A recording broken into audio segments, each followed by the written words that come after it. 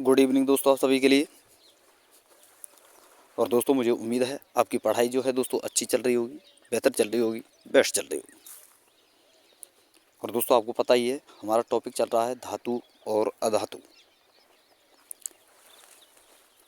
यानी दोस्तों जो धातुएं थीं, ये सोडियम, पोटेशियम, कैल्शियम, मैग्नीशियम, ये सारी धातुएं मैं आपके लिए करा चुका हूँ, जो कि एग्ज़ाम की दृष्टि से बहुत इंपॉर्टेंट थी, जिनसे ज़्यादातर एग्ज़ाम में प्रश्न पूछे जाते हैं। वही धातुएं मैं आपके लिए कराया हूँ, मैंने आपके लिए कराई हैं।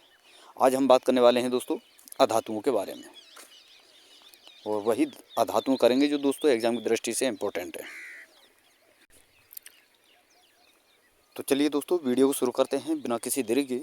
और जिन स्टूडेंटों ने दोस्तों अभी तक हमारे चैनल को सब्सक्राइब नहीं किया है, या फिर जो स्टूडेंट दोस्तों ग्रुप डी, एएलपी टेक्नीशियन, आपका दोस्तों आरआरबी जेई या किसी प्रकार की वैकेंसी हो आपकी दोस्तों, रेलवे की या अदर कोई वैकेंसी हो, या सेंट्रल लेवल की कोई वैकेंसी हो, या स्टेट लेवल की कोई वैकेंसी हो, अगर आप दोस्तों कंप्लीट साइंस करना चाहते हैं तो आप हमारे चैनल को सब्सक्राइब कर सकते हैं। और ये क्लासें दोस्तों आपको फ्री ऑफ कॉस्ट कराई जा रही हैं, जिसमें दोस्तों कंप्लीट साइंस आपके लिए कराई जा रही है। एक बार करना तो दोस्तों, अगर आप एक बार इस साइंस को कर लोगे, इन नोट्सों को लगा लोगे, इनका पीडीएफ बना जो है नोट्स बना लोगे, इन्हें अच्छी तरह से दोस्तों इन्हें कंप्लीट कर लोगे, तो दोस्तों मैं आपको गारंटी देता हूँ, आपको कहीं पर भी भटकने की ज़रूरत नहीं पड़ेगी। तो दोस्तों जिन स्टूडेंटों ने अभी तक चैनल को सब्सक्राइब नहीं किया है और जो बेहतर तैयारी करना चाहते हैं साइंस की, वो हमारे चैनल को सब्सक्राइब करके साथ में और वाला बेल आइकन जरूर दबा लें दोस्तों, ताकि मेरी आने वाली हर वीडियो का नोटिफिकेशन सबसे पहले दोस्तों आपके पास पहुँच सके। तो वीडियो पर लास्ट तक आपको बने रहना है दोस्तों। अपने पेन कॉपी निकालो और नोट्स बनाओ और उन्हें रिवाइज अवश्य किया करो, ठीक है दोस्तों। अब चलिए दोस्तों वीडियो को शुरू करते हैं बिना किसी देरी के। तो देखिए दोस्तों, धातुओं वाला टॉपिक मैंने आपके लिए करा दिया है, और आज है दोस्तों हमारा नॉन मेटल यानी दोस्तों अधातु। और वही अधातु हम करेंगे जो एग्ज़ाम की दृष्टि से दोस्तों बहुत ही ज़्यादा इम्पोर्टेंट है, जिसमें पहला है दोस्तों हमारा हाइड्रोजन, जिसका परमाणु क्रमांक संख्या भी 1 होता है और परमाणु भार भी 1 होता है। ये प्रोटॉन संख्या है। न्यूट्रॉन जो है दोस्तों, ये न्यूट्रॉन जो है न्यूट्रॉन विहीन तत्व है, न्यूट्रॉन तो इसमें पाया ही नहीं जाता, ठीक है। और जिसमें दोस्तों परमाणु क्रमांक और परमाणु भार जो होते हैं दोस्तों, ये एक एक के रूप में होते हैं। एक परमाणु भार होता है, एक परमाणु क्रमांक होता है। परमाणु भार को ही दोस्तों परमाणु क्रमांक को ही हम प्रोटॉन की संख्या कहते हैं। प्रोटॉन 1 होता है तो भार भी 1 होगा, क्यों? न्यूट्रॉन तो उदासीन होता है, न्यूट्रॉन तो होता ही नहीं इसमें। तो ये सारी चीज़ें आपको याद रखनी है। अब चलिए दोस्तों हाइड्रोजन के बारे में, और हाइड्रोजन के प्रकार, जो हाइड्रोजन के कॉम्बिनेशन से यानी इसकी क्रिया से जो जो चीज़ें बन सकती हैं, जो जो फॉर्मूले बन सकते हैं, और जो जैसे दोस्तों H2O, जैसे कि ऑक्सीजन की क्रिया कराई हमने हाइड्रोजन से, तो आपके पास क्या बना दोस्तों? H2O यानी जल। तो जल किस प्रकार का होता है, क्या काम आता है, इस प्रकार से दोस्तों हर टाइप को, हाइड्रोजन के हर टाइप को दोस्तों डिटेल में पढ़ने वाले हैं। तो पहले थोड़ा सा ओवरव्यू हम हाइड्रोजन के बारे में ले लेते हैं। तो चलिए दोस्तों देखते हैं। देखिए दोस्तों, हाइड्रोजन जो है अकेला न्यूट्रॉन विहीन तत्व है। हाइड्रोजन को आवर्त तत्व भी कहा जाता है, क्योंकि इसका आवर्त सारणी में जो है स्थान सुनिश्चित नहीं है, क्योंकि दोस्तों ये ग्रुप नंबर 1 में पाया जाता है और ग्रुप नंबर 17 में भी। तो ग्रुप नंबर 17 को कहते हैं हम दोस्तों हैलोजन ग्रुप, ये आपको याद रखना है। और आपका दोस्तों जो ग्रुप फर्स्ट होता है उसे कहते हैं दोस्तों हम क्षार धातु ग्रुप, ठीक है। और देखिए दोस्तों, हाइड्रोजन को ग्रुप में क्षार धातुओं के साथ तथा ग्रुप नंबर 17 में हेलोजन समूह के साथ रखा जाता है। और इसकी खोज की थी दोस्तों हेनरी कैवेंडिश ने। बहुत बार पूछा गया है दोस्तों, ये आपको याद रखना है। और आपको याद रखना है दोस्तों, ब्रह्मांड तथा सूर्य में सर्वाधिक पाए जाने वाला तत्व कौन सा है दोस्तों? हाइड्रोजन। और दूसरा कौन सा है दोस्तों? हीलियम। तो ये है दोस्तों हाइड्रोजन आपका। और अम्लों का अनिवार्य घटक आपका हाइड्रोजन होता है, ये आपको याद रखना है। हाइड्रोजन के नाभिक को प्रोटॉन कहा जाता है, ये आपको याद रखना है, क्योंकि दोस्तों प्रोटॉन ही पाया जाता है, न्यूट्रॉन तो पाया ही नहीं जाता इसके नाभिक में। आगे बात करते हैं दोस्तों, हाइड्रोजन को भविष्य का ईंधन भी हम कहते हैं। सबसे हल्का तत्व इसे हम कहते हैं दोस्तों। और हाइड्रोजन एकमात्र ऐसा तत्व है जिसका परमाणु क्रमांक और परमाणु द्रव्यमान संख्या बराबर है, जो कि आपने देखा है दोस्तों। आगे बात करें दोस्तों, आवर्त सारणी में बाईं ओर पाए जाने वाला एकमात्र अधातु है दोस्तों हाइड्रोजन, जो ग्रुप नंबर 1 में फर्स्ट नंबर पर पाया जाता है। और आवर्त नंबर 1 में भी फर्स्ट नंबर पर ही पाया जाता है। आवर्त नंबर 1 में दोस्तों आपकी मात्र 2 धातुएं आती हैं दोस्तों, हीलियम और हाइड्रोजन। ठीक है, ये आपको याद रखना है। आवर्त इस प्रकार से होते हैं आपके, और ग्रुप आपके इस प्रकार से होते हैं। ये आपको सारी चीज़ें याद रखनी है। अब चलिए दोस्तों आगे देखते हैं हाइड्रोजन के समस्थानिक, यानी हाइड्रोजन के क्या क्या समस्थानिक हो सकते हैं। तो देखिए दोस्तों, बहुत इम्पोर्टेंट है और यहाँ से प्रश्न बनते हैं दोस्तों कि हाइड्रोजन के समस्थानिक क्या होते हैं दोस्तों। 3 समस्थानिक होते हैं। एक तो होता है दोस्तों प्रोटियम यानी 1H1, एक ड्यूटेरियम 1H2, और एक होता है दोस्तों ट्राइटियम 1H3, जिसमें प्रोटियम में प्रोटोनों की संख्या 1 होती है दोस्तों, और न्यूट्रॉन की दृष्टि से देखें तो यह उदासीन होता है, सॉरी दोस्तों न्यूट्रल होता है, इसका 0 होता है। वही बात करें दोस्तों ड्यूटेरियम में, इसमें प्रोटोन की संख्या 1, न्यूट्रॉन की भी 1। अब बात करें दोस्तों ट्राइटियम में, प्रोटोन की संख्या भी 1 और न्यूट्रॉन की संख्या 2 उसमें होती है। और ये दोस्तों रेडियो एक्टिव या रेडियो सक्रिय जो है तत्व होता है। कौन सा दोस्तों, ट्राइटियम। वही बात करें दोस्तों प्रोटियम की, तो ये सबसे हल्का हाइड्रोजन है और प्रकृति में 99% ये पाया जाता है दोस्तों। और मैं आपको बता दूं दोस्तों, वायु में जलाने पर जब प्रोटियम को वायु में जलाया जाता है तो ये H2O का निर्माण कर लेता है, यानी H2O का निर्माण करता है कौन सा दोस्तों, प्रोटियम। वही बात करें दोस्तों ड्यूटेरियम की, जिसका फॉर्मूला है दोस्तों D2O, ड्यूटेरियम ऑक्साइड, जिसे दोस्तों हम बोलते हैं हैवी वाटर, भारी जल। और आपको बता दूं दोस्तों, नाभिक की भट्टी में मंदक के रूप में D2O का प्रयोग किया जाता है और इसे भारी जल या गुरुजल भी बोलते हैं। तो ये हैं दोस्तों आपके हाइड्रोजन के समस्थानिक। आगे बात करें दोस्तों हम, तो देखिए इसी का कॉम्बिनेशन जो ऑक्सीजन के साथ बनता है दोस्तों, वो बनता है दोस्तों H2O, और H2O आपका होता है दोस्तों उभयधर्मी एम्फोटेरिक ऑक्साइड। तो चलिए दोस्तों इसके बारे में हम देखते हैं। तो देखिए दोस्तों H2O जो होता है अम्ल व क्षार दोनों की तरह व्यवहार करता है, और इसीलिए दोस्तों इसे हम उभयधर्मी कहते हैं। अम्ल के साथ अम्ल का और क्षार के साथ क्षार का व्यवहार करता है ये, और तीनों अवस्थाओं में स्थायी व साम्य अवस्था में ये पाया जाता है, यानी सॉलिड, गैस, लिक्विड तीनों अवस्थाओं में पाया जा सकता है। बात करें दोस्तों बर्फ़ की, तो पानी की तुलना में इसका घनत्व जो होता है दोस्तों कम होता है, इसलिए बर्फ़ जो है जल पर तैरती है। आपको याद रखना है दोस्तों, कोई भी वस्तु अगर जल पर तैरेगी तो ये समझ लेना उस वस्तु का घनत्व जो है जल से कम है, डूब जाएगी तो ज़्यादा है। ठीक है दोस्तों, ये चीज़ें आपको याद रखनी। वहीं बात करें दोस्तों, देखिए ये बर्फ़ है आपका, ये वाटर है। घनत्व की बात करें तो ज़्यादा होता है दोस्तों पानी का और कम होता है आपका बर्फ़ का। वहीं आयतन की बात करें तो ज़्यादा होता है दोस्तों आइस का और कम होता है दोस्तों वाटर का। ये था दोस्तों आपका जल, यानी दोस्तों जो कि एक उभयधर्मी पदार्थ है। आगे बात करें दोस्तों, अगला जो है वो है आपका, ये जल के ही बारे में अभी हम पढ़ रहे हैं दोस्तों। और जल को 100 डिग्री सेंटीग्रेड से पहले जल को वाष्प में बदलना दोस्तों बाष्पीकरण कहलाता है। बाष्पीकरण सभी तापों पर संभव होता है। आगे याद रखना है दोस्तों आपको, जल का हिमांक व बर्फ़ का गलनांक 0 डिग्री सेंटीग्रेड है, जबकि बर्फ़ का क्वथनांक 100 डिग्री सेंटीग्रेड होता है।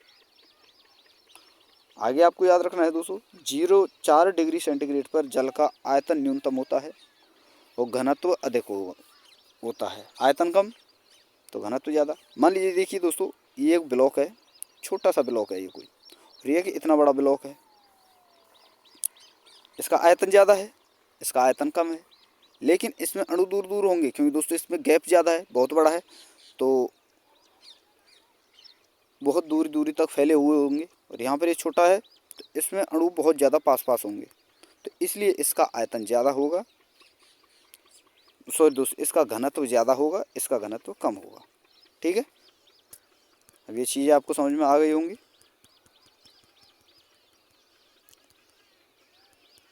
अब चलते हैं दोस्तों आगे। देखिए 0 डिग्री सेंटीग्रेड से 4 डिग्री सेंटीग्रेड तक जल को गर्म किया जाए तो यह सिकुड़ेगा, अर्थात जल का आयतन घटेगा। और 10 डिग्री सेंटीग्रेड से 4 डिग्री सेंटीग्रेड ठंडा किया जाए तो भी आयतन घटेगा। अब ये होता कैसे है, देखिए दोस्तों, मान लीजिए 10 डिग्री सेंटीग्रेड है और यहाँ पर आपका 4 डिग्री सेंटीग्रेड है। इस प्रकार से आपका ये बना हुआ है। ये आपका वॉल्यूम है और ये आपका डेंसिटी है, ठीक है। सॉरी दोस्तों, एक मिनट, ये आपका डेंसिटी है और ये आपका वॉल्यूम है। अब आप यहाँ से चले और यहाँ पर आए दोस्तों, ये यहाँ पर 4 डिग्री है तो ये घटा, यहाँ पर घटा दोस्तों, आयतन घटा और घनत्व बढ़ा। और यहाँ से वापस आओगे तो भी यही होगा। तो दोनों क्रियाएं करने पर क्या होता है दोस्तों, घनत्व और आयतन जो है दोस्तों घटता और बढ़ता है।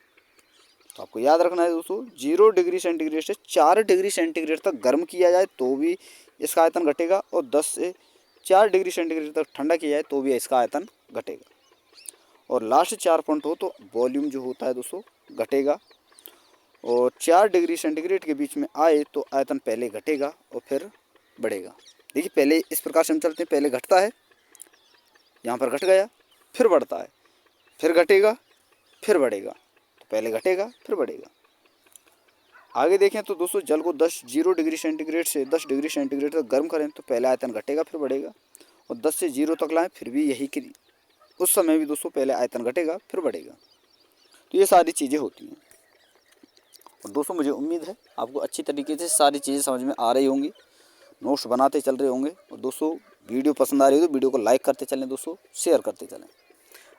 और जिन स्टूडेंटों ने अभी तक चैनल को सब्सक्राइब नहीं किया वो चैनल को सब्सक्राइब करके साथ में ऑल वाला बेल आइकन जरूर दबा लें दोस्तों, ताकि मेरी आने वाली हर वीडियो का नोटिफिकेशन सबसे पहले दोस्तों आपके पास पहुँच सके। आगे देखते हैं दोस्तों, चलिए अगला है दोस्तों, हाइड्रोजन के 2 अणु और ऑक्सीजन के 2 अणु मिलकर जो बनाते हैं दोस्तों, वो बनाते हैं दोस्तों हाइड्रोजन परऑक्साइड। तो देखिए दोस्तों, हाइड्रोजन परऑक्साइड के बारे में आपको कुछ ज़्यादा पढ़ना नहीं होता है, केवल आपको ये 4 चीज़ें आपको याद रखनी होती हैं कि हाइड्रोजन की संरचना जो होती है दोस्तों एक किताब की समान होती है, और एक प्रबल ऑक्सीकारक होता है ये। और इसका प्रयोग जो है वेरी वेरी इंपॉर्टेंट दोस्तों, भित्ति चित्र, तेल चित्र पर जमी लेड की परत हटाने के में इसका प्रयोग किया जाता है। और सबसे इम्पोर्टेंट है दोस्तों, घावों की सफाई में स्पिरिट के रूप में इसका प्रयोग किया जाता है। अब आगे चलते हैं दोस्तों, अगला है आपका दोस्तों हाइड्रोजन गैस, H2 गैस। तो इसके बारे में आपको बहुत सारे पॉइंट याद रखने हैं, जिसमें पहला है दोस्तों, यह एक गंधहीन व रंगहीन गैस है जो स्वयं ज्वलनशील है लेकिन वस्तुओं को जलाने में सहायता नहीं करती। वहीं आगे बात करें दोस्तों, हाइड्रोजन को भविष्य का ईंधन और सबसे उत्तम ईंधन कहा जाता है। प्रति लीटर मात्रा के हिसाब से सर्वाधिक ऊष्मायन व कैलोरीमान हाइड्रोजन गैस का है। हाइड्रोजन गैस ब्रह्मांड व सूर्य पर सर्वाधिक पाई जाने वाली गैस है। यह सबसे हल्की और जिसे गर्म वायु गुब्बारों में भी भरा जाता है, क्योंकि यह सबसे हल्की गैस है। और वानस्पतिक तेलों की क्रिया निकेल, प्लेटिनम या पैलेडियम उत्प्रेरक की उपस्थिति में हाइड्रोजन गैस के साथ कराने से क्या होता है दोस्तों, वनस्पति घी का निर्माण होता है। और इस पूरी प्रक्रिया को हम क्या कहते हैं दोस्तों, हाइड्रोजनीकरण। और हाइड्रोजन गैस जो है दोस्तों पॉप ध्वनि या दोस्तों फट फट ध्वनि के साथ जो है ये जलता है। वहीं आगे बात करें दोस्तों, अगला है आपका ऑक्सीजन। हाइड्रोजन खत्म हुआ, अब पढ़ेंगे दोस्तों ऑक्सीजन के बारे में, जिसका परमाणु क्रमांक 8 होता है, परमाणु भार होता है दोस्तों 16। तो देखिए दोस्तों, ऑक्सीजन का फर्स्ट पॉइंट आपको याद रखना है दोस्तों कि ऑक्सीजन पृथ्वी पर सर्वाधिक पाया जाने वाला तत्व है, जो कि 46.8% पृथ्वी पर पाया जाता है। और ऑक्सीजन खोज दोस्तों 1772 में सीले के द्वारा की गई थी। वहीं आगे हम बात करें तो यह एक द्विपरमाणुक गैस है, जिसमें ऑक्सीजन के 2 परमाणु मिलकर द्विबंध, 2 परमाणु के मध्य जो है दोस्तों द्विबंध पाया जाता है। वहीं आगे बात करें दोस्तों, यह जलने में सहायक है परंतु स्वयं ज्वलनशील नहीं है, यानी जलाने में सहायक है लेकिन स्वयं नहीं जलता है। और यह रंगहीन, गंधहीन और उदासीन गैस होती है, ये आपको याद रखनी है। अब इसके दोस्तों टाइप के बारे में हम समझ लेते हैं। तो देखिए दोस्तों, फर्स्ट टाइप है इसका, अभी देखिए दोस्तों, सॉरी एक मिनट, ये कुछ पॉइंट और रह चुके हैं, नहीं हम देख लेते हैं कि ऑक्सीजन गैस को प्राणवायु गैस कहते हैं। और ऑक्सीजन गैस को पेड़ पौधे प्रकाश संश्लेषण द्वारा उत्पन्न करते हैं। ऑक्सीजन गैस पृथ्वी के वायुमंडल में 21% पाई जाती है। यह जल में अल्प विलय होती है। और एसिटिलीन, ऑक्सी एसिटिलीन ज्वाला वेल्डिंग में प्रयोग की जाती है। और ये ऑक्सीजन प्लस एसिटिलीन है दोस्तों, ऑक्सीजन प्लस एसिटिलीन जो है ये वेल्डिंग में इसका प्रयोग किया जाता है।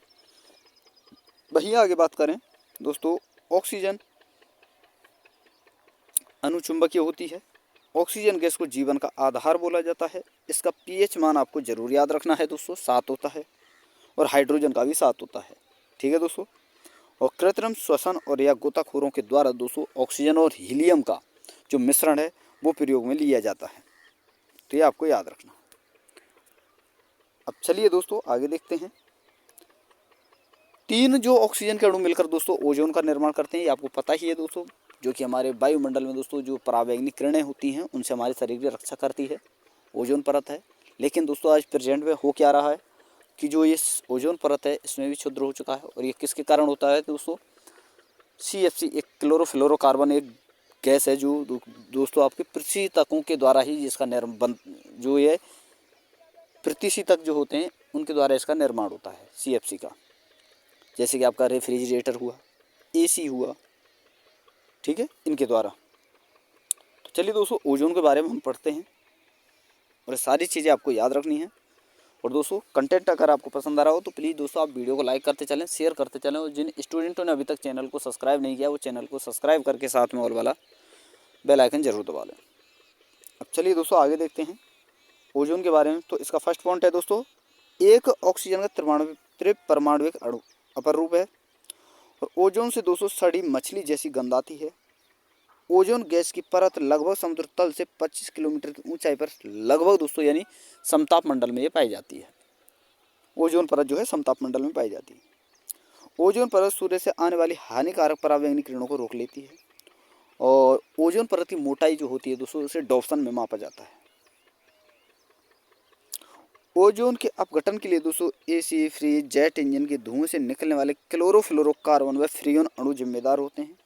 और क्लोरोफ्लोरोकार्बन का क्लोरीन घटक ओजोन परत को सर्वाधिक अपघटन जो है करता है। और मैं आपको बता दूं दोस्तों, एक क्लोरीन जो अणु होता है लगभग दोस्तों 1 लाख ओजोन परमाणुओं का अपघटन कर सकता है, यानी उन्हें तोड़ सकता है, उनका विखंडन कर सकता है। तो आप देख सकते हो दोस्तों क्लोरोफ्लोरोकार्बन जो है कितना खतरनाक है हमारे लिए। आगे देखते हैं दोस्तों, ओजोन छिद्र की खोज 1985 में जोसेफ फॉरमैन ने अंटार्कटिका महाद्वीप पर की थी, और जो कि 16 सितंबर को की थी। और आपको याद रखना है दोस्तों कि 16 सितंबर को ही दोस्तों ओजोन डे यानी ओजोन दिवस जो है मनाया जाता है। अब चलिए दोस्तों आगे देखते हैं, नाइट्रोजन के बारे में हम पढ़ेंगे। देखिए 10वां ये आपका ऑक्सीजन हुआ, ये है आपका नाइट्रोजन, जिसका परमाणु क्रमांक 7 होता है, परमाणु भार होता है दोस्तों 14। और इसकी संयोजकता दोस्तों +-3 होती है, +5 या -3। ठीक है। आगे बात करें दोस्तों, नाइट्रोजन सजीवों के DNA, RNA, प्रोटीन, जीव द्रव्य का एक महत्वपूर्ण घटक होता है दोस्तों, जो कि इनके इस DNA में, RNA में, प्रोटीन, जीव द्रव्य इनमें पाया जाता है। और जंतु नाइट्रोजनी पदार्थों का उत्सर्जन करते हैं, जबकि पादप जो होते हैं इन्हें अवशोषित करते हैं। यानी पादपों के लिए बहुत ही इंपॉर्टेंट तत्व है दोस्तों नाइट्रोजन। तो चलिए दोस्तों बात करेंगे हम नाइट्रोजन गैस के बारे में। तो 2 नाइट्रोजन अणु मिलकर दोस्तों नाइट्रोजन गैस का निर्माण करते हैं। तो देखिए दोस्तों फर्स्ट पॉइंट आपको याद रखना है नाइट्रोजन के बारे में कि वायुमंडल में ये 78% पाई जाती है और यह अक्रिय गैस है लगभग दोस्तों। और इसका प्रयोग दोस्तों किस में किया जाता है? ये आपने चिप्स देखे होंगे दोस्तों, छोटे छोटे पैकेट देखे होंगे दुकानों पर, बच्चों के लिए मिलते हैं, जैसे कि चिप्स हुआ, कुरकुरे वाले पैकेट हुए, और भी कई सारे पैकेट होते हैं जो फूले हुए होते हैं, अंदर उनमें गैस भरी होती है, और उन खाने के जो बच्चे की जो चीज़ें होती हैं वो उसमें होती हैं। तो फूली हुई क्यों होती हैं दोस्तों? क्योंकि उनमें नाइट्रोजन गैस भरी होती है। और क्यों भरी होती है? क्योंकि दोस्तों अगर वो पदार्थ जो उसमें भरा हुआ है अगर वो ऑक्सीजन से क्रिया कर गया तो क्या होगा? वो दोस्तों सड़ने लग जाएगा, गलने, उसमें फफूंद लग जाएगी, जिसे हम कहते हैं कबक, उसमें बदबू आने लगेगी। और इसी से बचाने के लिए दोस्तों, ऑक्सीकरण की अभिक्रिया से बचाने के लिए ही दोस्तों उसमें नाइट्रोजन गैस भरी जाती है, क्योंकि दोस्तों नाइट्रोजन गैस जो है दोस्तों ये अक्रिय गैस है। तो ये चीज़ें आपको याद रखनी है। और तरल नाइट्रोजन का तापमान जो होता है दोस्तों वो होता है -196 डिग्री सेंटीग्रेड। अब चलिए दोस्तों आगे देखते हैं, और अगला है आपका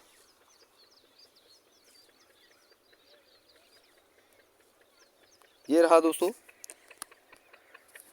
यहाँ तक तो मैं आपके लिए बता ही चुका हूँ। आगे बात करें दोस्तों, परागकण, शुक्राणु, वीर्य आदि को संग्रहित करने के लिए तरल नाइट्रोजन का प्रयोग किया जाता है, यानी तरल नाइट्रोजन में इनको रखा जाता है। वायुयान के टायर में हीलियम और नाइट्रोजन गैस भरी जाती है।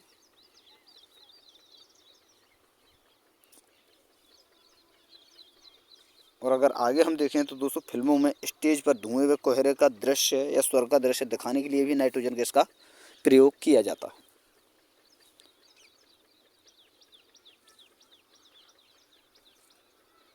आगे बात करेंगे दोस्तों NO2 यानी दोस्तों नाइट्रोजन डाइऑक्साइड के बारे में।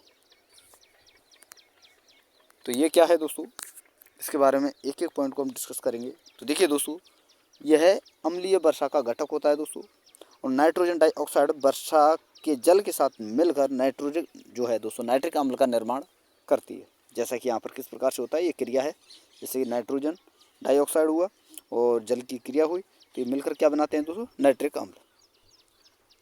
यह उद्योग धंधों से निकलने वाली एक गैस होती है। अब दोस्तों नाइट्रोजन का जो एक और रूप है दोस्तों वो है NH3, जिसे दोस्तों हम कहते हैं अमोनिया। तो देखिए दोस्तों, अमोनिया जो है दोस्तों क्षारीय वायु भी इसे हम कहते हैं, और मूत्रालयों में जो दुर्गंध आती है वो दोस्तों अमोनिया के कारण ही आती है। ताज़ा मूत्र में यूरिनॉइड के कारण आती है, ये भी आपको याद रखना है। ताज़ा मूत्र में जो दुर्गंध आती है वो यूरिनॉइड के कारण आती है। आगे देखते हैं दोस्तों, ये दमदार या बदबूदार जो है दोस्तों, दम घोटू या बदबूदार ये होती है। और आगे हम देखें तो दोस्तों अमोनिया गैस का प्रयोग आजकल अश्रु गैस में करते हैं, जबकि क्लोरोपिक्रिन क्लोरोएसिटोफिनोन को दोस्तों अश्रु गैस कहा जाता है। लेकिन आजकल किसका प्रयोग किया जाता है, अमोनिया गैस का। आगे बात करते हैं दोस्तों, अगला है आपका नाइट्रोजन का ही एक और अगला जो रूप है यानी कॉम्बिनेशन है, वो है दोस्तों N2O नाइट्रस ऑक्साइड गैस, जिसे दोस्तों हम लाफिंग गैस या दोस्तों हास्य गैस कहते हैं। और ये एक दोस्तों ग्रीन हाउस गैस है। और ग्रीन हाउस प्रभाव में दोस्तों कौन कौन सी गैसें होती हैं, सबसे ज़्यादा होती है दोस्तों कार्बन डाइऑक्साइड, जो कि 60% होती है। ये क्रम आपको याद रखना है दोस्तों, बहुत इंपॉर्टेंट है। ये क्रम दोस्तों ग्रुप डी 2022 में पूछा जा चुका है, तो ये क्रम आपको याद रखना है कि सबसे ज़्यादा होती है दोस्तों CO2 यानी कार्बन डाइऑक्साइड, फिर उसके बाद होती है दोस्तों CH4 यानी मीथेन 20%, फिर उसके बाद होती है दोस्तों CFC यानी क्लोरोफ्लोरोकार्बन, फिर उसके बाद होती है दोस्तों N2 यानी 6, N2O है दोस्तों ये 6%। और N2O यानी नाइट्रस ऑक्साइड जो गैस है दोस्तों, इसका प्रयोग दोस्तों बेहोशी के रूप में किया जाता है। किसके द्वारा दोस्तों, दंत चिकित्सकों के द्वारा।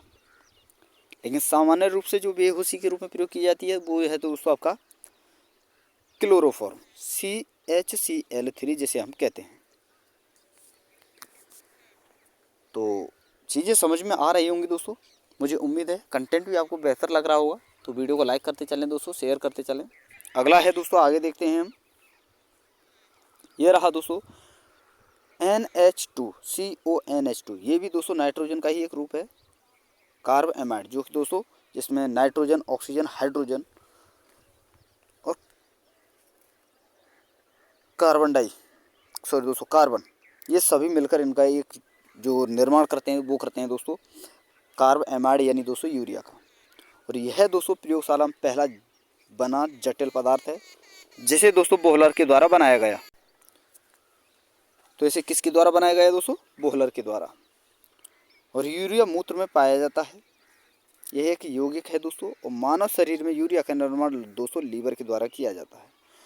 और ये किया जाता है दोस्तों NH3 यानी दोस्तों ammonia plus CO2 carbon dioxide मिलकर इसका निर्माण करते हैं। यानी दोस्तों आपसे ये चक्र जो पूछा जाता है, इसका नाम पूछा जाता है कि हमारे बॉडी में, हमारे शरीर में जो यूरिया का निर्माण होता है वह किस चक्र के द्वारा होता है। इनमें से कोई एक चक्र दे देगा आपसे और वहाँ पर आपसे पूछा जाता है। तो ये दोनों चीज़ें, दोनों ही चक्र आपको याद रखनी है। ठीक है दोस्तों, आगे देखते हैं दोस्तों। अगला है आपका सल्फर। सल्फर भी दोस्तों एक अधातु है, लेकिन ठोस, जो कि मैं पहले आपकी बता चुका हूँ धातु और अधातुओं के बारे में। ठोस अधातु है, जबकि धातुएं अधातुएं ठोस रूप में नहीं पाई जाती, भंगुर प्रकृति की होती हैं और ज़्यादातर इसमें गैसें आती हैं। लेकिन दोस्तों फिर भी सल्फर एक अधातु है। हीरा अधातु, आयोडीन अधातु, तो ये सारी चीज़ें मैं आपके लिए बता चुका हूँ पहले।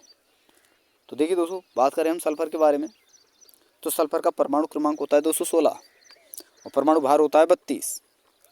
और इसकी संयोजकता की बात करें तो दोस्तों +2 +4 +6 हो सकती है। और इसकी आकृति होती है दोस्तों अष्टफलकीय रूप में यह पाया जाता है। ये पीले रंग का तत्व है और इसका उपयोग दोस्तों घाव भरने में, मलहम, कीटनाशी, रबड़ की गुणवत्ता यानी बल्कनीकरण, माचिस उद्योग में इसका प्रयोग किया जाता है, पटाखों में भी किया जाता है। तो ये चीज़ें आपको याद रखनी है। आगे बात करें दोस्तों, सल्फर का ऊर्ध्वपातन करने पर सल्फर का पाउडर हमें प्राप्त होता है, जिसे हम कहते हैं दोस्तों गंधक का फूल। सल्फर का उपयोग दोस्तों हेयर ब्यूटी में, केश सज्जा में इनमें किया जाता है, हेयर जेल में भी किया जाता है। और इससे गंध जो, और दोस्तों आपने प्याज लहसुन आपने खाया होगा, आँखों में आप जब प्याज आप काटते हो ना, तो आँखों में मिर्ची सी लगती है, तो वो किसके कारण लगती है दोस्तों? वो गंध किसके कारण आती है? लहसुन की गंध किसके कारण आती है? सल्फर के ही कारण। तो ये चीज़ें आपको याद रखनी है। अगला है दोस्तों, आगे देखते हैं सल्फर के ही बारे में। सल्फर चट्टानों में व अंडे में पाया जाता है और सल्फर का सबसे बड़ा शत्रु माना जाता है दोस्तों आपका तांबा। ठीक है, और इसीलिए दोस्तों एक पॉइंट और आपको याद रखना है, चांदी की चम्मच में उबला हुआ अंडा नहीं खाना चाहिए, क्योंकि अंडे का सल्फर जो होता है चांदी की से क्रिया करके सिल्वर सल्फाइड बना लेता है। अब बात करेंगे दोस्तों सल्फर डाइऑक्साइड यानी SO2 के बारे में, जो कि दोस्तों एक सल्फर का ही रूप है, जिसमें दोस्तों सल्फर और ऑक्सीजन दो अणु मिलकर दोस्तों क्रिया करके सल्फर डाइऑक्साइड बनाते हैं। तो यह दोस्तों सबसे जहरीली वायु प्रदूषक गैस होती है और ज्वालामुखी के लावा में ये पाई जाती है, जहरीली गैस है। और सल्फर डाइऑक्साइड मिलकर, सल्फर डाइऑक्साइड और जल H2O यानी दोस्तों जल मिलकर आपस में जब क्रिया करते हैं, तो दोस्तों हमें प्राप्त होता है H2SO4 यानी एसिड रेन हम इसे कहते हैं। तो ये आपको याद रखना है। आगे बात करें दोस्तों, अगला है आपका SO2 सल्फर डाइऑक्साइड, ये मैं आपके लिए बता ही चुका हूँ यहाँ तक। तो अब बात करेंगे दोस्तों H2S डाई हाइड्रोजन सल्फाइड, और इससे गंध आती है दोस्तों, अंडे जैसी गंध आती है, जहरीली गैस होती है। और ये सबसे ज़्यादा पाया जाता है किसमें दोस्तों? सरसों में, जिसे हम दोस्तों मस्टर्ड कहते हैं, और सरसों का जो तेल होता है जिसे हम कहते हैं मस्टर्ड ऑयल, उसमें ये पाया जाता है। तो ये चीज़ें आपको याद रखनी है। तो आपको याद रखना, आपसे पूछा जाए मस्टर्ड ऑयल में कौन सा पदार्थ पाया जाता है, कौन सी अक्रिय गैस पाई जाती है, कौन सा अक्रिय तत्व पाया जाता है, तो सल्फर। आगे बात करें दोस्तों, अगला है आपका फास्फोरस, जिसका परमाणु क्रमांक है 15 और परमाणु भार है दोस्तों 31। ठीक है, ये सारी चीज़ें मैं आपके लिए करा चुका हूँ दोस्तों। तो देखिए दोस्तों, सबसे पहले हम बात करें फास्फोरस की संरचना की, तो ये दोस्तों चतुष्फली होता है, P4 के रूप में ये पाया जाता है। और यह है दोस्तों फास्फोराइट यानी Ca3PO4 का होल्टाइज के रूप में ये पाया जाता है। फास्फोरस को जल में रखा जाता है। अब फास्फोरस भी दोस्तों 3 प्रकार का होता है, सफ़ेद या पीला फास्फोरस, 4 प्रकार का हो गया दोस्तों ये, सफ़ेद, पीला, लाल, काला, इस प्रकार से होते हैं। और सबसे ज़्यादा क्रियाशील होता है दोस्तों आपका सफ़ेद और पीला फास्फोरस, इसलिए दोस्तों इसे जल में रखा जाता है। लाल फास्फोरस का प्रयोग दोस्तों माचिस उद्योग में, और काला फास्फोरस जो है दोस्तों ये स्थायी होता है यानी कम क्रियाशील होता है। आगे बात करें दोस्तों, फास्फोरस का प्रयोग विस्फोटक बनाने में किया जाता है। फास्फोरस का प्रयोग दोस्तों जिंक फॉस्फाइड यानी Zn3P2 जो कि चूहा मारने की दवा होती है, उसमें इसका प्रयोग किया जाता है। और श्वेत फास्फोरस पर जब प्रकाश पड़ता है तो ये दोस्तों चमकने लगता है, और इसलिए दोस्तों इसे स्फुर्दीप्तिकारी कहते हैं। आगे बात करें दोस्तों, तो चलिए, ये दोस्तों बहुत इम्पोर्टेंट है दोस्तों आपके लिए फास्फोरस, ये हमारी हड्डियों में भी पाया जाता है। तो चलिए दोस्तों आगे देखते हैं। श्वेत फास्फोरस शमशान घाट में पड़ी हुई हड्डियों के रात में चमकने अथवा शमशान की आग के कारण होता है। यानी दोस्तों जब आपने देखा होगा शमशान में जब चमक सी आती है रात के समय, उजाली रात होती है, तो कभी कभी क्या होता है, डर लगाता है, बोलते हैं भूत है यहाँ पर, पता नहीं हमें क्या दिखा, हमें वो दिखा। तो ऐसा कुछ नहीं होता है दोस्तों। वो क्या होता है, जो ये फास्फोरस होता है, जब इस पर प्रकाश पड़ता है तो दोस्तों ये चमकता है, चमक से एकदम चमकता है ये। और चमकने के कारण ही दोस्तों हमें ऐसा महसूस होता है कि यहाँ पर है कोई, लेकिन ऐसा कुछ नहीं होता है। तो ये चीज़ें आपको याद रखनी है। आगे बात करें दोस्तों, फास्फोरस जो है सबसे पहला खोजा गया तत्व है दोस्तों, और जिसे दोस्तों हेनिंग ब्रांड ने 1669 में खोजा था। तो ये चीज़ आपको ज़रूर याद रखनी है,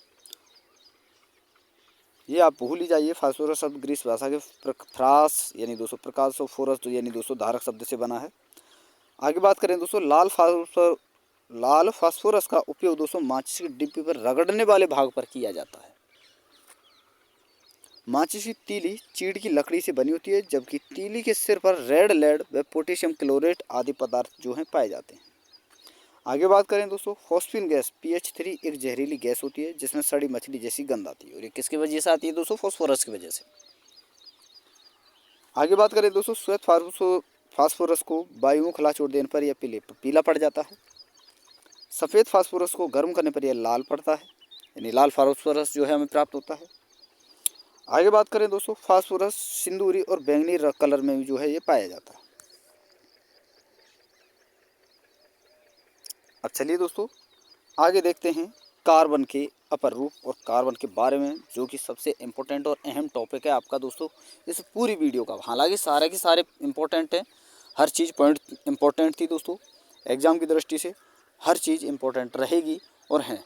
क्योंकि दोस्तों चीज़ ही मैं जो कंटेंट है वही मैं इस प्रकार का करा रहा हूँ आपके लिए कि आपको भविष्य में कभी भी साइंस पढ़ने की ज़रूरत नहीं पड़ेगी। तो चलिए दोस्तों बात करेंगे हम कार्बन के बारे में, जिसका परमाणु क्रमांक होता है 206 और परमाणु भार होता है 212, और इसकी संयोजकता होती है दोस्तों 4, और सबसे ज़्यादा यौगिक बनाने वाला तत्व दोस्तों कार्बन है।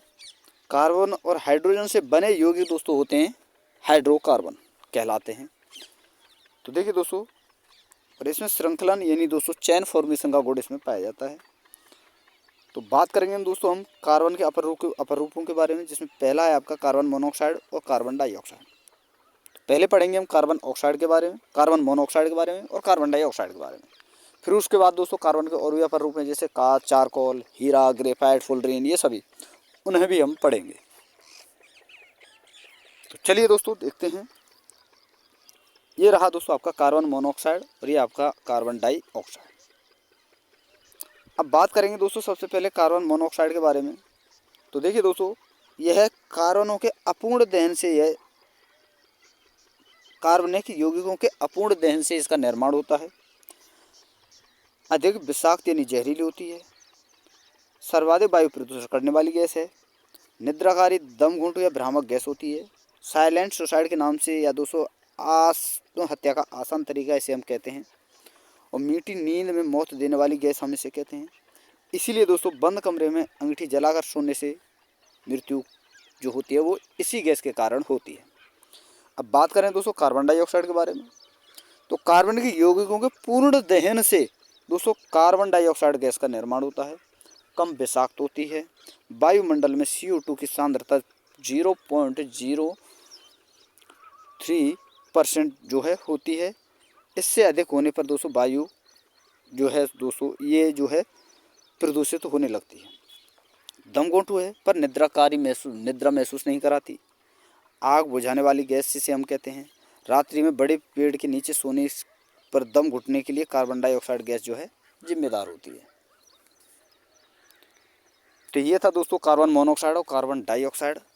आज बात करेंगे दोस्तों, अब बात करेंगे दोस्तों हम आगे और भी जो चीज़ें हैं इन्हीं के बारे में।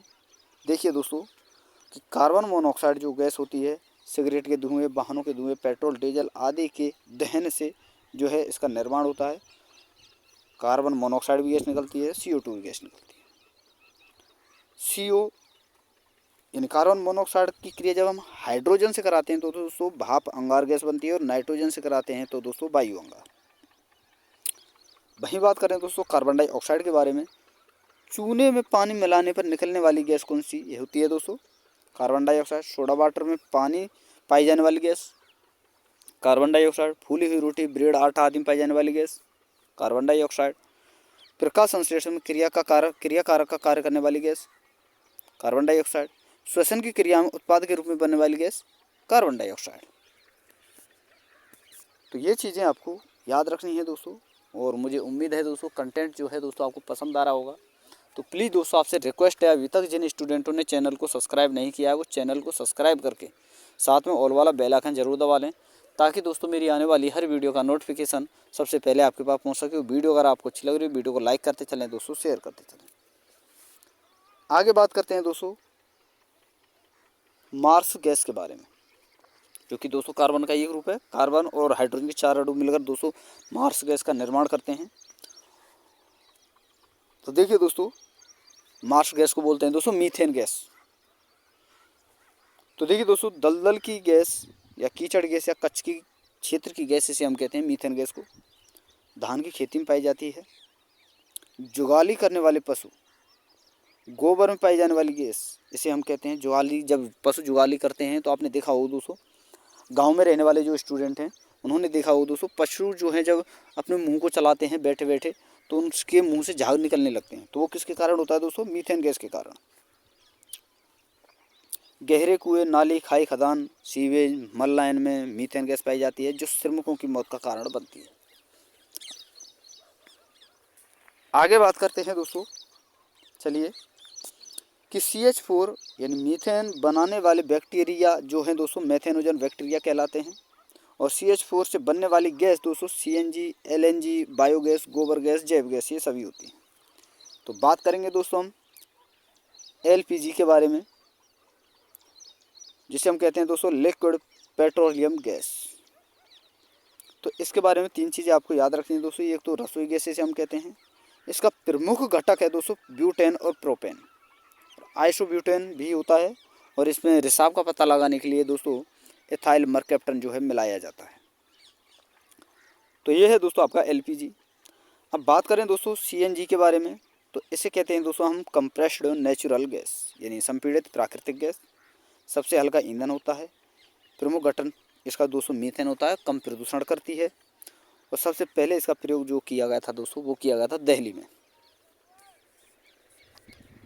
अब आगे चलते हैं दोस्तों, आगे देखते हैं। अगली है दोस्तों आपकी LNG गैस, यानी दोस्तों लिक्विड न्यूट्रल गैस, यानी द्रवित प्राकृतिक गैस।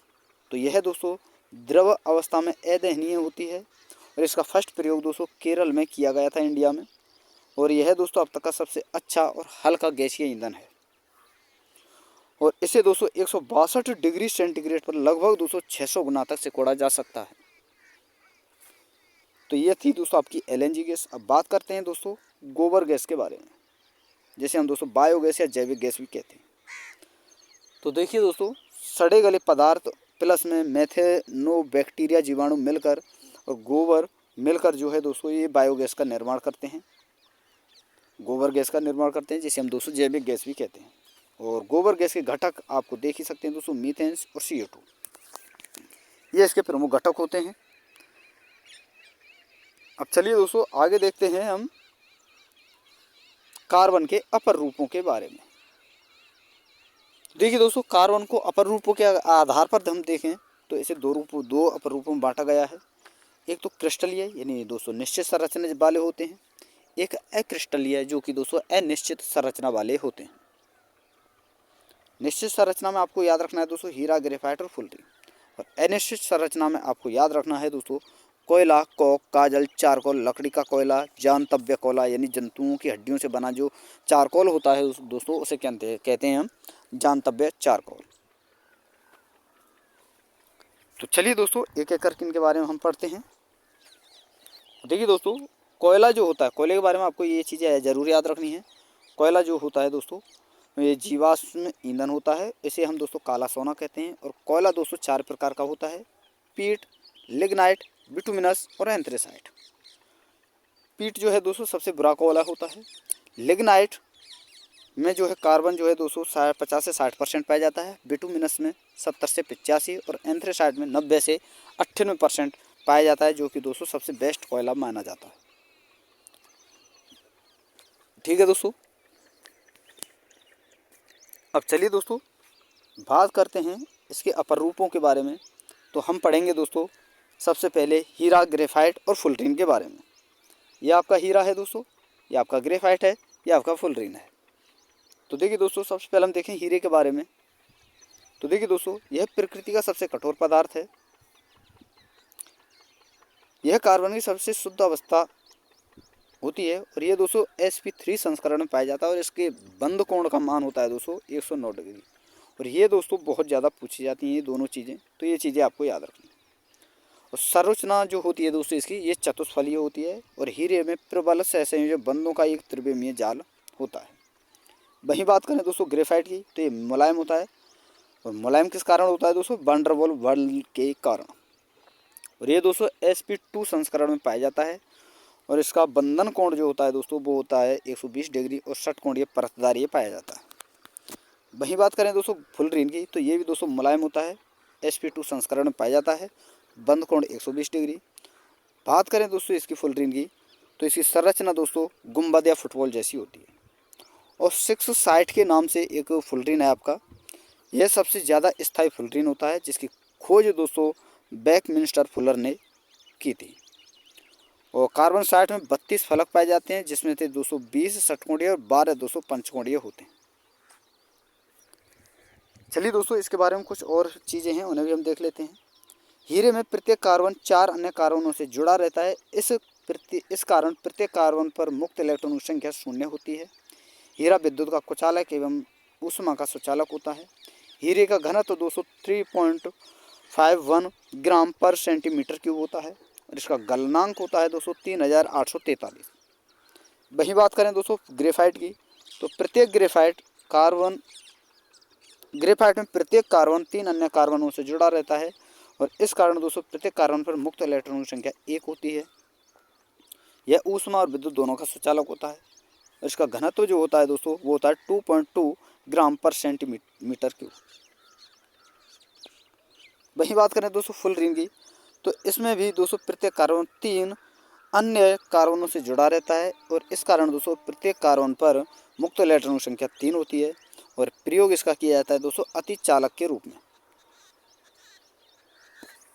ठीक है दोस्तों, आगे बात करें इन्हीं के बारे में। दोस्तों देखिए, हीरे का उपयोग दोस्तों आभूषण में कांच व पत्थर काटने में किया जाता है। हीरे की कठोरता को दोस्तों मोह में मापा जाता है और हीरे के भार को दोस्तों कैरेट में मापा जाता है। और शुद्ध हीरा जो होता है दोस्तों वो होता है आपका 34 कैरेट का। वहीं बात करें दोस्तों ग्रेफाइट की, तो इसका प्रयोग दोस्तों शीशा पेंसिल बनाने में किया जाता है, स्नेहक के रूप में किया जाता है। ग्रेफाइट को दोस्तों काला शीशा भी कहते हैं, ये आपको याद रखना है। और ग्रेफाइट को प्रारंभ में शीशे का अपर रूप मानकर प्लम्बुगो कहा गया था। और बात करें दोस्तों फुलरीन की, तो आणविक बियरिंग में फुलरीन का प्रयोग किया जाता है। तो ये थे दोस्तों आपके फुलरीन, ग्रेफाइट, हीरे, वो सारी चीज़ें। अब इनके बारे में कुछ पॉइंट आपको याद रखने हैं दोस्तों, कि जैसे कि वायु में 800 डिग्री सेंटीग्रेड ताप पर गर्म करने पर यह दोस्तों जो है कौन सा दोस्तों CO2 गैस देता है। कौन देता है दोस्तों? ये आपका हीरा।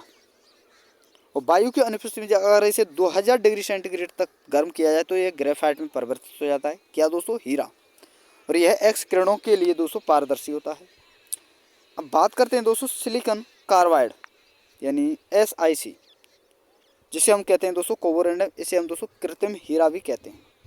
इसका प्रयोग चाकू की धार देने में किया जाता है। सिलिकॉन और गैलियम के बारे में आपको याद रखना है दोस्तों, अर्धचालक पदार्थ होते हैं। तो दोस्तों जो मैं आपके लिए बताना चाहता था, जो चीज़ें आपके लिए देना चाहता था, वो चीज़ें आपको पसंद आ रही होंगी दोस्तों। और दोस्तों इससे बेस्ट अगर आपको कहीं मिल जाए तो वो आपकी किस्मत है, लेकिन दोस्तों मैं आपको गारंटी देता हूँ इससे बेस्ट ही शायद ही कहीं आपको देखने को मिले। अब कुछ अपर रूप और रह गए हैं दोस्तों, जिन्हें हम एक्रिस्टलीय, जिनकी संरचना निश्चित नहीं है। जैसे पहला है कोक। कोक किसे कहते हैं दोस्तों? कोयले की वायु की अनुपस्थिति में गर्म करने पर, कोयले को वायु की अनुपस्थिति में गर्म करने पर वाष्पशील अवयव निकल जाते हैं और जो शेष बचता है उसे कहते हैं हम दोस्तों कोक, और इसमें 80 से 85% कार्बन पाया जाता है। अगला है दोस्तों काजल। तो देखिए दोस्तों काजल क्या है। काजल कार्बनिक युक्त पदार्थों को हवा की अपर्याप्त मात्रा में जलाकर प्राप्त धुएं को कंबल पर एकत्रित किया जाता है, यानी प्राप्त किया जाता है। इसमें लगभग 295% कार्बन मौजूद होता है। इसका उपयोग दोस्तों प्रिंटिंग स्याही, काला रंग, जूते की पॉलिश आदि बनाने में किया जाता है, और आँखों में लगाने अंजन के रूप में भी इसका प्रयोग किया जाता है, यानी आँखों में अंजन के रूप में इसका प्रयोग किया जाता है। आगे बात करें दोस्तों, आगे देखते हैं चारकोल। चारकोल क्या है दोस्तों। तो यह कार्बन का अशुद्ध रूप है। यह कई प्रकार का होता है, जैसे काष्ठ चारकोल, अस्थि चारकोल, चीनी चारकोल, रक्त चारकोल। तो लकड़ी को बात करेंगे दोस्तों काष्ठ चारकोल की। तो देखिए दोस्तों, लकड़ी को हवा की अपर्याप्त मात्रा में जलाकर काष्ठ चारकोल प्राप्त किया जाता है, और काष्ठ चारकोल का उपयोग दोस्तों गैस को अवशोषित करने, बारूद बनाने, अपकारक के रूप में और कीटाणुनाशक के रूप में भी किया जाता है। अब दोस्तों देखिए, ये चीज़ आपको ज़रूर याद रखनी है। भविष्य में आपने दोस्तों बहुत सारी चीज़ें हमारे जो है मार्केट में मिलती हैं, लेकिन दोस्तों जो स्टूडेंट नॉनवेज होते हैं, नॉनवेज स्टूडेंट जो होते हैं, या नॉनवेज जो इंसान जो होता है वो तो खा लेता है।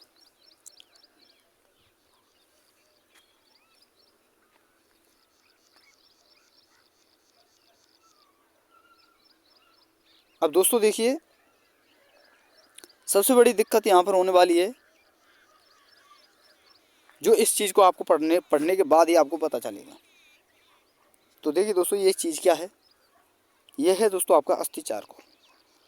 अस्थि चारकोल जो है दोस्तों, इसे बनता कैसे है। तो चर्बी रहित हड्डियों के भंजन श्रवण से प्राप्त किया जाता है। जैसे कि हड्डियाँ होती हैं तो उनका भंजन किया जाता है, इस प्रकार इसको प्राप्त किया जाता है। और इसे दोस्तों बोन चारकोल का प्रयोग कार्बनिक पदार्थों में व्यंजन के रूप में किया जाता है, और चीनी का व्यंजन जो है दोस्तों इसी से किया जाता है।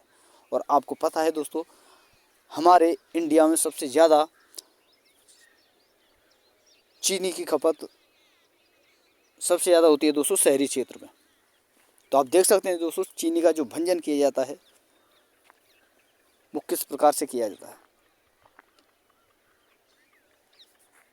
आगे बात करते हैं दोस्तों अस्थि चारकोल के बारे में। ये चीज़ें मैंने आपके लिए बता दी हैं। Computer chip, silicon device, electronic device में सिलिकॉन का प्रयोग किया जाता है। आगे बात करें दोस्तों सिलिका की, इसे रेत कहा जाता है। सिलिका का एक्रिस्टलीय रूप क्वार्टज कहलाता है। यह प्रकृति में सर्वाधिक पाए जाने वाला खनिज होता है दोस्तों सिलिका। आगे कुछ पॉइंट आपको याद रखने हैं दोस्तों, जैसे हीलियम है, वायुयान के टायरों में, गुब्बारों में भरी जाने वाली सबसे हल्की गैस है। वहीं आगे बात करें दोस्तों, ये रही नियोन को जादुई गैस कहते हैं। ऑर्गन को जो गैस होती है दोस्तों, ये ट्यूबलाइट में भरी जाती है, प्रकृति में सर्वाधिक पाई जाने वाली अक्रिय गैस है। एक होती है दोस्तों जीनोन, सर्वाधिक योगी बनाने वाली गैस, कैमरे के फ्लैश में भरा जाता है, स्ट्रेंजर गैस इसे हम कहते हैं। और एक होती है दोस्तों रेडॉन, जो सबसे भारी गैस है, जिसका प्रयोग दोस्तों कैंसर के इलाज में किया जाता है। तो दोस्तों ये था आपका टॉपिक धातु और अधातु। तो चीज़ें आपके लिए मैंने कंप्लीट करा दी हैं। और कंटेंट अगर आपको अच्छा लगा हो तो वीडियो दोस्तों लाइक कर दें, शेयर कर दें, और जिन स्टूडेंटों ने अभी तक चैनल को सब्सक्राइब नहीं किया है वो चैनल को सब्सक्राइब करके साथ में ऑल वाला बेल आइकन जरूर दबा लें दोस्तों, ताकि मेरी आने वाली हर वीडियो का नोटिफिकेशन सबसे पहले दोस्तों आपके पास पहुँच सके। तो थैंक यू दोस्तों, धन्यवाद। फिर मिलते हैं एक नई वीडियो के साथ।